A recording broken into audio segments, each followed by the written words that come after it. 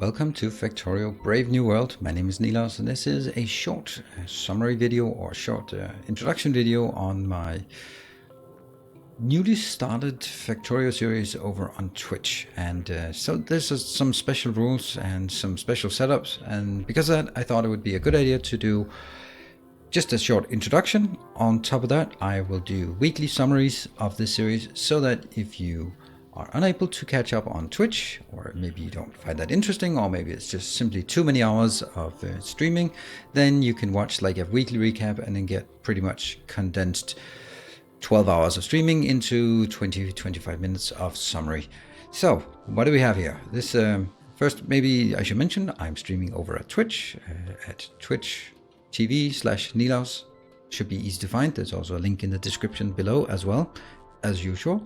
I'm streaming usually Sunday, Tuesday and Thursday evenings at 8 p.m. Central European time. So with that out of the way, let's talk about this series. So this is my new series. It's going to be pretty much vanilla playthrough, but there are some kinks and quirks to it. So in this episode, I will just explain sort of the rules and the setup, and then we'll go from there. So the first thing is, I don't have a character. This is the main part of Brave New World. Instead of a character, we have free movement. So it kind of feels like what's called creative mode, except the only thing you can build, you have this to start with. So you need to build stuff, and when you build stuff, you can only build it. You can see here. You have robots, not a lot of robots. You have 100 construction robot and 50 logistics robot.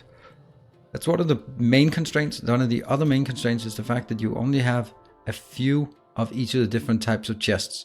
And those chests, you can't get more of those. That's just it. You can't. You just can't get more of it. And all these things like a couple of labs, because you need a couple of labs. You also have the issue that you don't have enough firearms. So you need to get started on basically nothing. And fighters, oh yeah, they're right out here and out here. And since this is one of the things that are really challenging with this setup, is that since you don't have a character, you can't just go out and grenade and explode or personal laser defense or anything like that. You can't build this. You can't turret creep either, not easily at least, because you have to allow the robots, the very slow robots, actually. Oh, I can't even build those. Do I have it? I do have a few turrets, yeah. You have to allow this, and then you have to go here, make some. Right, and once that's there, then I can take some ammo in here and then wait for the ammo to be brought in. And this one is not even close enough to the rest of it. Also, power is pretty mediocre as well, so only like that. And in the meantime, the biters are chewing. So biter turret creeping is not really an option. So that's basically how the base works. That means we're gonna have a very slow start, which I like.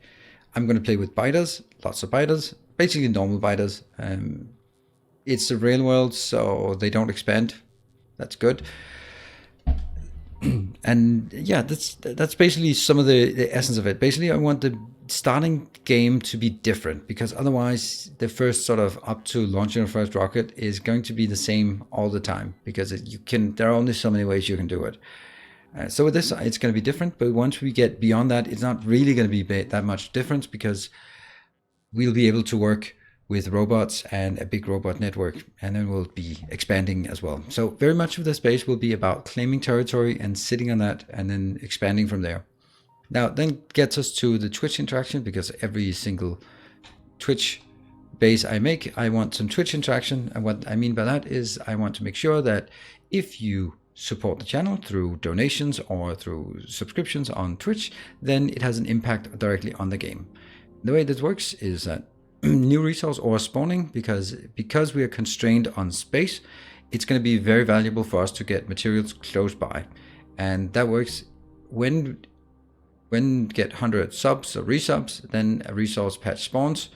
And the way that this will progress into the later game is that the first patches will be small, 100,000, and then it'll be 1 million, then it'll be 10 million, then it'll be 100 million, depending on how long the series runs and how many subs comes in. So that's like a good way to sort of allow more materials to be spawning close by since it's a real base. The other part is you can see a lot of these purple dots you can see here.